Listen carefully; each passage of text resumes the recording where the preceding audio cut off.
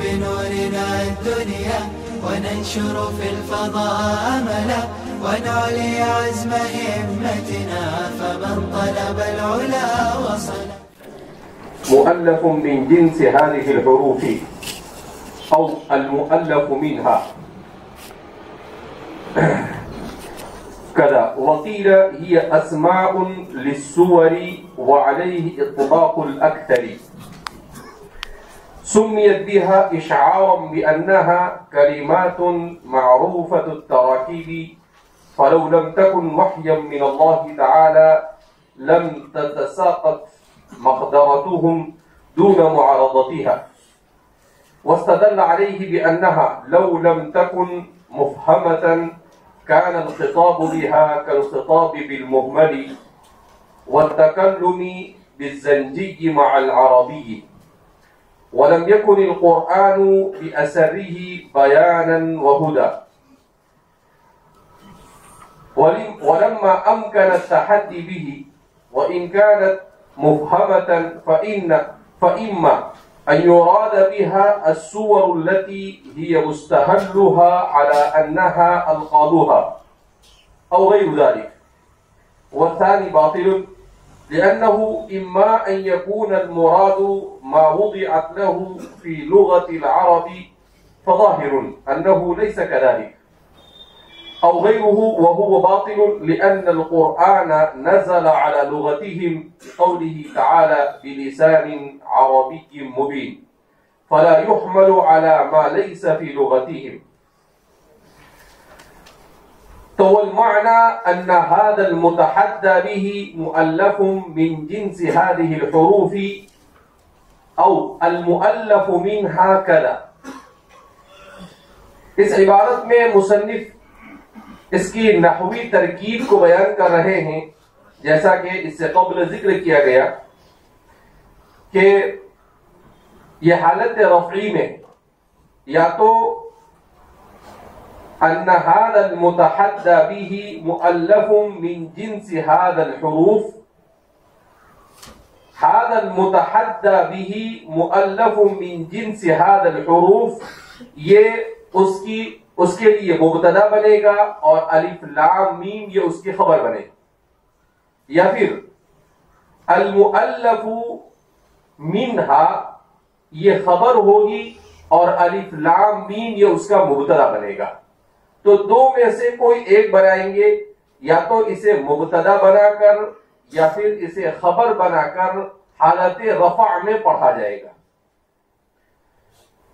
یہ تو ایک قول بیان کیا، اب اس کے بعد آگے بیان کر رہے ہیں وقیل، اور ایک مرجوح قول یہ ہے ہی اسماء للسور، کہ یہ حروف مقطعات جن صورتوں کے شروع میں ہیں وہ ان صورتوں کے اسماء ہیں، ان کے نامہ ہیں۔ ان کے کیا ہے؟ کیا مطلب اس کا؟ کہ جس صورت کے شروع میں یہ آئے گویا کہ وہ اس صورت کے نام کے طور پر اسے لایا گیا ہے، اسی لیے ہی اسماء، ہی ضمیر کا مرجع کون ہے؟ حروف المقطعات۔ تو یہ حروف مقطعات اسماء ہے یعنی نام ہے للسوری، صورتوں کے، صورتوں کی جمع کیا ہے؟ السور، سین کے ساتھ۔ وعلیہ اطباق الاکثر، اور اسی پر اکثر لوگوں کا رجحان ہے، اسی انطباق کی طرف اکثریت کا میلان ہے۔ کہا ایک بڑی جماعت ایسی ہے جو یہ بات تسلیم کرتی ہے کہ ٹھیک ہے سورہ بقرہ کا ایک نام بقرہ ہے، مگر اسی کے ساتھ ساتھ حروف مقطعات سے وہ شروع ہو رہی ہے، گویا اس کا ایک نام سورہ الف لام بھی ہے، اس کا ایک نام سورہ۔ اگر کسی صورت کے شروع میں قاف ہے تو اس کا نام کیا ہے؟ سورۃ قاف، اور ایسے بھی اس کا نام کیا ہے؟ سورہ قاف ہے۔ تو فرماتے ہیں کہ بہت سارے لوگوں کا رجحان اس جانب ہے۔ سوال پیدا ہوتا تھا کہ آخر حروف مقطعات کو بطور اسماء سور کے منتخب کیوں کیا گیا؟ کیا وجہ ہے کہ ان حروف کو ان صورتوں کے نام کے طور پر ذکر کیا؟ تو اس کے بارے میں بیان کرتے ہیں. سمیت بیہا، حروف مقطعات کے ذریعے سے ان صورتوں کا نام رکھا گیا اشعارا بانہا کلمات معروفۃ الترکیب، یہ بتلانے کے لیے کہ یہ ایسے کلمات ہیں جو ترکیب کے اعتبار سے معروف ہے. ترکیب کے اعتبار سے کیا ہے؟ معروف. کیا مطلب اس کا؟ فرماتے ہیں کہ ان حروف مقطعات کو سورتوں کے شروع میں اس طور پر لایا گیا کہ بھائی یہ جو حروف ہم ان سورتوں کے شروع میں لا رہے ہیں تو یہ حروف ایسے ہیں کہ اس کے مالہو وما علیہ سے ہر کس و ناقص واقف ہے. عربیت سے ادنا مناسبت رکھنے والا بھی اور اعلیٰ سے اعلیٰ مناسبت رکھنے والا بھی، ادیب اریب بھی، اور جسے تھوڑی بہت بھی مناسبت ہے وہ جانتا ہے کہ بھائی یہ حروف ہجا ہے. اب وہ اسم ہے کیا ہے وہ ایک الگ بحث ہے، لیکن معروفۃ الترکیب ہے کہ بھئی یہ وہ حروف ہے کہ ان حروف کو مرکب کر کر کلمات کو بنایا جاتا ہے اور کلمات کو مرکب کر کر کلام بنایا جاتا ہے. کلمات کو مرکب کر کے کیا بنایا جاتا ہے؟ کلام بنایا جاتا ہے. فلو لم تكن وحيا من الله تعالى لم تتساقط مقدرتهم دون معارضتها.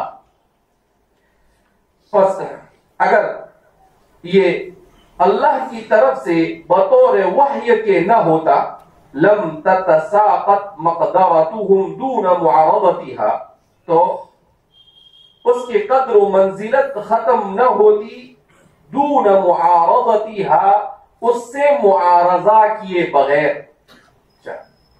مصنف یہ بیان کر رہے ہیں کہ دیکھو اللہ رب العزت نے حروف مقطعات کو اس لیے استعمال کیا کہ ایک تو یہ کہ آپ یہ کہو کہ اہل عرب کے یہاں اس کا استعمال ہی نہیں، دوسرا یہ کہ اہل عرب کے یہاں پر قبل نزول قرآن بھی اس طرح کا استعمال پایا جاتا تھا. کیوں؟ اس لیے کہ اس طرح کا استعمال اگر قبل نزول قرآن نہ پایا جاتا تو معارضہ کرنے والا یہ معارضہ کر سکتا تھا کہ بھئی یہ تو نئی چیز ہے، ہم نے تو کبھی سنا نہیں، ہم تو اس سے مانوس بھی نہیں ہے، یہ کون سی نئی وحی آئی.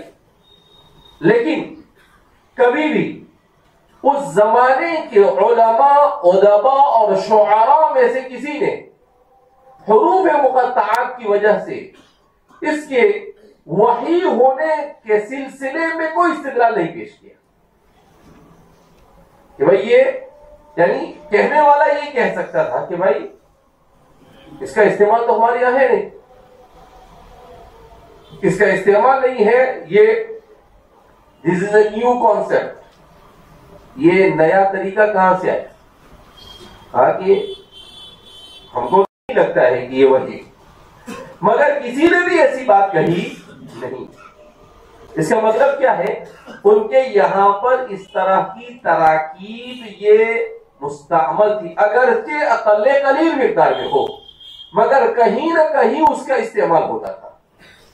اسی لیے انہوں نے کبھی بھی اس سے معارضہ نہیں کیا اور اس کو وحی کا انکار کبھی مجنون کہہ کر اور کبھی آپ صلی اللہ علیہ وسلم کو کاہن اور ساحر کہہ کر تو کیا، مگر یہ کہہ کر کبھی نہیں کیا کہ یہ حروف تو ہمارے یہاں ہے نہیں، یہ عربی زبان ہو ہی نہیں سکتی، یہ پتہ نہیں کہاں سے آئے.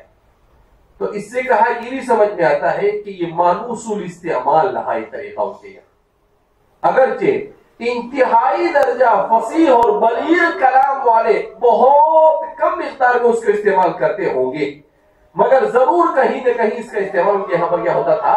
پایا جاتا تھا. اسی لیے اس سے معارضہ کیا گیا نہیں اور اس کو وحی کے بطلان کے طور پر بطور استدلال کے پیش کیا گیا نہیں، تو اسی کو بیان کر رہے ہیں۔ واستدل علیہ بأنها لو لم تكن مفهمة كان الخطاب بها كالخطاب بالمهمل۔ واستدل علیہ، اور اس میں استدلال بھی کیا گیا بأنها لو لم تكن مفهمة، کہ اگر یہ حروف مفہوم نہ ہوتے، سمجھ میں آنے والے نہ ہوتے، كان الخطاب بها كالخطاب بالمهمل، تو اس صورت میں یہ کہا جاتا کہ یہ تو خطاب بالمہمل ہے، یہ تو کیا ہے؟ خطاب بالمہمل ہے۔ جب وہ سمجھ میں نہیں آتے، اس کا معنی نہیں معلوم، اس کا استعمال نہیں ہے، کچھ نہیں ہے، تو یہ تو مہمل ہوئے۔ اور قرآن تو خود اپنے بارے میں دعویٰ کرتا ہے، کیا کرتا ہے؟ لا يأتيه الباطل من بين يديه ولا من خلفه تنزيل من حكيم حميد۔ تو اس کا تقاضا تو یہ ہے کہ یہ آنے نہیں چاہیے تھے، مگر پھر بھی یہ آئے، اس کے باوجود اس کا استعمال ہوا۔ تو کیا اتنی عقل نازل کرنے والے کو والعیاذ باللہ نہیں تھی؟ جس پر نازل کیا گیا اس کو نہیں سمجھتا تھا؟ جس معاشرے میں نازل کیا گیا وہ معاشرہ اتنا نابلد تھا کہ تم ہوشیار ہو گئے اور وہ نابلد تھے؟ کیوں؟ اس صورت میں وہ تکلم بالزنجی وعلی عربی، اگر اس کا کچھ بھی کہیں سے کوئی علمی مقام اور مرتبہ نہ ہوتا اور یہ محمل کی طرح ہوتے، تو یہ تو ایسے ہی ہوتا جیسے کوئی ایک زبان والا دوسری زبان والے سے بات کرے۔ اب ہمیں فرینچ نہیں آتی ہے اور ہمارے پاس آ کر کوئی فرینچ بولنا شروع کر دے تو ہمیں پورے طور پر سمجھ جائے گا؟ نہیں سمجھ میں۔ ہم بولیں گے کیا مصیبت ہے، اس کو پکڑ کے نیچے پھینک دو بھائی، ارے ایسے ہی بولیں گے، نہیں بھی پھینکے تو کم سے کم سیڑھی سے اتار دے اس کو، لیکن یہ بلا یہاں چاہیے نہیں۔ تو بیان کر رہے ہیں زنجی اور عربی کے درمیان تکلم جیسا ہوا ہے۔ زنجی کس کو کہتے ہیں؟ حبشی کو۔ حبشی کا دوسرا نام کیا ہے؟ زنجی۔ تو فرماتے ہیں کہ تو کیوں؟ اس لیے کہ ان کے معاشرے میں غلاموں کے طور پر احباش ہوا کرتے تھے، سیاہ فام لوگ ہوا کرتے تھے، افریقہ وغیرہ کے ممالک سے ان کا تجارتی تعلق تھا۔ تو اس لیے عام طور پر جو غلام ہوتے تھے وہ کیسے ہوتے تھے؟ سیاہ فام ہوتے تھے، سب نہیں مگر عام طور پر۔ تو اس لیے اس کو دوسرا نام زنجی دیا، اور بھی بہت سارے نام ہوتے ہیں حبشیوں کے لیے۔ تو کہا کہ زنجی کی اپنی الگ زبان ہے، عربی کی اپنی الگ زبان ہے، تو کہا کہ زنجی اور عربی دونوں، عربی کو زنجی نہ آتی اور زنجی کو عربی نہ آتی ہو اور وہ آپس میں گفتگو کرے تو اس گفتگو کو کیا کہیں گے؟ کلام بالمحمل کہیں، کہ اس کو اس کی بات سمجھ میں نہیں آئے۔ زبان من ترکی ومن ترکی نمی دانم، کہ میرا یار تو ترکی ہے مگر مجھے ترکی آتی نہیں ہے۔ تو فرماتے ہیں کہ یہ تو ایسا ہوتا، مگر ایسا بھی کچھ ہوا۔ وَلَمْ يَكُنِ الْقُرْآنُ بِأَسَرِّهِ بَيَانًا وَهُدًى، تو اس صورت میں پورے قرآن کا بکمالی ہی ہدایت کے لیے اور تبیین کے لیے ہونا بھی ثابت نہ ہوتا۔ یعنی کہ قرآن تو یہ کہتا ہے کہ هُدًى لِلْمُتَّقِينَ تِبْيَانًا لِكُلِّ شَيْءٍ، تو اب ظاہر سی بات ہے کہ اگر اتنی ساری آیتیں اور اتنی سارے حروف، اتنی ساری صورتوں کے شروع میں علیہ باللہ اگر ہم اسے محمل مان لیں تو پھر قرآن بھی اثر رہی ہدایت کا سامان کہاں سے ہوا؟ کہ کم از کم اگر وہ 29 صورتوں کے شروع میں ہیں تو 29 آیتیں تو اس کی ایسی ہو گئی جس کا ہدایت سے کوئی سروکار نہیں، جس کا ہدایت سے کوئی سر۔ تو اب پورے قرآن کو آپ ہدایت کیسے کہہ سکتے؟ اگر 3 آیتوں والی ایک سورت کو بھی تسلیم کر لے تو 9 صورتیں ہو جاتی ہیں، بلکہ 9.5، بلکہ 9.25، اتنی ساری صورتیں ہو جاتی ہے۔ تو فرماتے ہیں کہ ظاہر سی بات ہے ایسا تو ہو نہیں سکتا ہے، تو پورا کے پورا قرآن بیان اور ہدایت بھی نہیں رہے گا۔ وَلَمَّا أَمْكَنَ التَّحَدِّي بِهِ وَإِنْ كَانَتْ مُفْهَمًا، اور جب اس کے ذریعے چیلنج ممکن ہو سکا، اگرچہ اس کے سمجھنے میں دشواری، اس کے سمجھنے میں کیا ہے، کیا بیان کر رہے ہیں کہ اب کیا معلوم ہوا، اس کا مطلب یہ محمد تو رہا نہیں ہے، غیر مانوس بھی یہ رہے نہیں، تو لامحالہ کچھ تو ہے، لامحالہ کچھ تو ہے۔ کیوں؟ اس لیے کہ جب اس کا کچھ نہ کچھ ہونا ثابت ہوگا تو اس کا تحدی بننا بھی صحیح ہوگا، تو اس کا تحدی بننا بھی کیا ہوگا، صحیح ہوگا۔ تو اس لیے فرما رہے ہیں وَلَمَّا أَمْكَنَ التَّحَدِّي بِهِ وَإِنْ كَانَتْ مُفْهَمًا، کہ اس کا چیلنج اور تحدی بننا یہ کیا ہو گیا، ممکن ہو سکا، وَإِنْ كَانَتْ مُفْهَمًا، اگر وہ قابل فہم ہے، اگر وہ قابل فہم، یعنی اگر وہ قابل فہم کا مطلب کیا ہے، اس کو کسی نہ کسی زاویے سے سمجھا جا رہا ہو، اس کو سر بین اللہ و بین عبادہ مانو تو سر بھی تو ہے نا، تو سر ایسا ہوگا کہ اس میں کچھ تو مانا ہوگا، پاسورڈ ہے، ارے بھائی کیا ہے پاسورڈ، تو پاسورڈ ایسے ہی ہوتا ہے کیا، پاسورڈ کا مطلب کچھ تو لکھا ہوگا نا، انہیں HU123 کچھ بھی تو لکھا ہوگا نا اس نے، تو پاسورڈ کچھ تو ہوگا، اس کا معنی ہو یا نہ ہو، لیکن کچھ تو پاسورڈ لکھنے والے کے ذہن و دماغ میں اس کا یہ ہوتا ہے، کوڈ ورڈ بنایا مطلب کچھ ہے اس کے دماغ میں۔ تو فرما رہے ہیں کہ اس کا مطلب کیا ہوا کہ جب اس سے تحدی ممکن ہو سکی، اس کا مطلب یہ ہے کہ یہ اپنے اندر کوئی نہ کوئی معنی لامحالہ رکھتا ہے، اپنے اندر کوئی نہ کوئی معنی لامحالہ رکھتا ہے۔ اما ان يراد بها الصور التي هي مستحلها على انها القابها، اب جب یہ سمجھ میں آیا کہ بھئی یہ مفہوم ہے الفاظ، یہ حروف تمام کے تمام حروف مقطعات مفہومہ ہے، یعنی سمجھنے کے قابل ہے، اس میں یہ صلاحیت ہے کہ اسے کسی نہ کسی معنی پر محمول کیا جا سکے، تو اب کن معانی پر اسے محمول کیا جا سکتا ہے، اس کی کتنی شکلیں ہو سکتی اس کو بیان کر رہے ہیں۔ فَإِمَّا أَن يُرَادَ بِهَا الصُّوَرُ الَّتِي هِيَ مُسْتَحَلُّهَا عَلَى أَنَّهَا أَلْقَابُهَا، یا تو جن صورتوں کے شروع میں وہ ہے انہی صورتوں کے القاب کے طور پر اسے تسلیم کیا جائے، انہی صورتوں کے بطور القاب کے، کہ ٹھیک ہے سورہ بقرہ کا نام سورہ بقرہ، مگر اس کا لقب کیا ہے سورہ الف لام، اس کا لقب کیا ہے، کیوں کہ جب آپ نے یہ ثابت کیا کہ یہ مفہوم ہو سکتے ہیں، تو اب آپ کو اسے ثابت کرنے کے لیے اسے کسی نہ کسی ایسے محمل پر اتارنا پڑے گا کہ جو کہیں نہ کہیں جا کر سمجھ میں آ سکے۔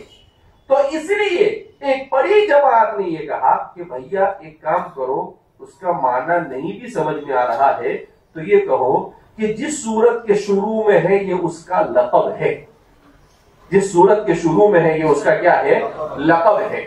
تو اس لیے فرما رہے ہیں کہ وَإِمَّا أَن يُرَادَ بِهَا الصُّوَرُ الَّتِي هِيَ مُسْتَحَلُّهَا عَلَى أَنَّهَا أَلْقَابُهَا أَوْ غَيْرُ ذَلِكَ، یا اس کے علاوہ کوئی اور اس کا نام مان لیا جائے۔ بعض حضرات نے اس کو اسماء القرآن سے تعبیر کیا ہے کہ یہ قرآن کریم کے کیا ہے، اسماء ہے، تو اس لیے اس کی طرح مسلم میں او غیر ذالک قرآن جائیے ہمارے متقدمین مفسرین پر، کہ متقدمین مفسرین نے قرآن کریم کے لغات پر، اس کے نحو پر، اس کے صرف پر، اس کے بیان پر، اور اس کے عربیت پر، اور اس کے فلسفے پر، ہر زاویے سے اتنا تفصیلی کلام کیا کہ قیامت تک اس پر جتنے بھی اعتراض ممکن ہو سکتے ہیں متقدمین کے یہاں پر ان سب کے جواب مل جاتے ہیں،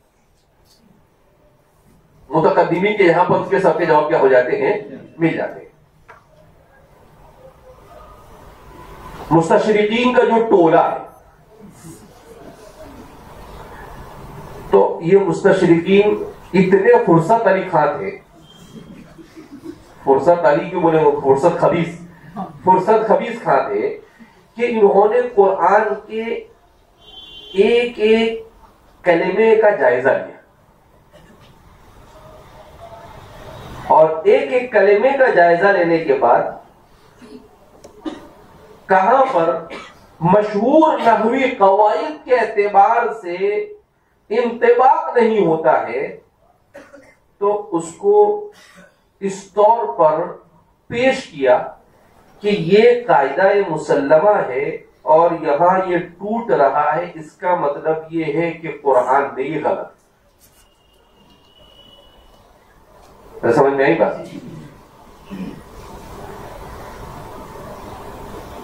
میں ترجمہ پڑھاتا تھا، اس زمانے میں بہت ساری چیزیں دیکھتا تھا، تو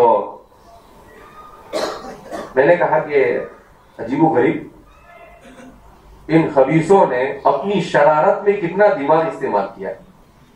میں نے کہا یہ اسفل السافلین سے نیچے بھی ایک طبقہ ہوگا، اس میں ڈالے جانے چاہیے۔ ایسا دماغ کہ انسان حیران ہو جائے۔ لیکن تعجب اس بات پر کہ ان تمام کے تمام اعتراضات کا جواب ہمیں ملے گا کہاں ملے گا؟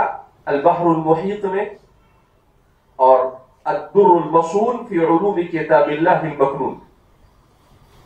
اچھا، یہ کون لوگ ہیں؟ چوتھی پانچویں صدی کے مفسرین۔